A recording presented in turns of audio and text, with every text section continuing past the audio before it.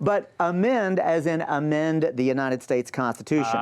Lee, let's be clear. The Constitution is the supreme law of the land. Heard of it? This land is fundamentally racist. It's fundamentally sexist. It's fundamentally class oppressive. Oh, and these huge corporations are destroying the planet that we're depending upon for life itself. How am I doing so far? Well, here's the thing. What we know is this, that the corporation is just a tool. It's an instrument created under our political process to do things. The problem is that the Supreme Court has totally illegitimately created out of whole cloth, continuing your metaphor. Amending. Got it. The idea that a corporation has constitutional rights. This is something that's pretty seriously because you see, you, me, your viewers, we have inherent inalienable rights. It means that we can think what we want, we can say what we want, we can associate with whom we want. We don't need the government's permission for these things. Right. A corporation, though, is just a tool.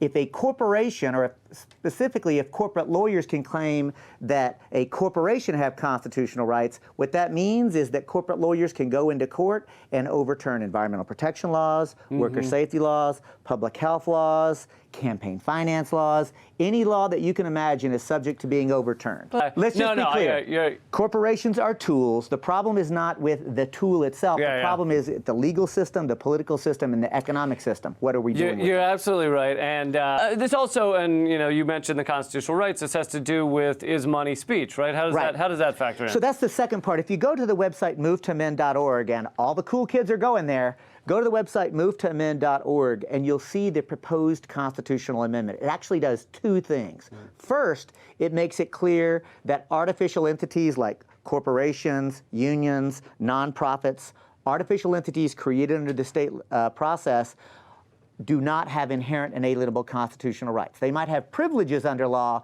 but they can't go into court to overturn democratically enacted law. That's part one.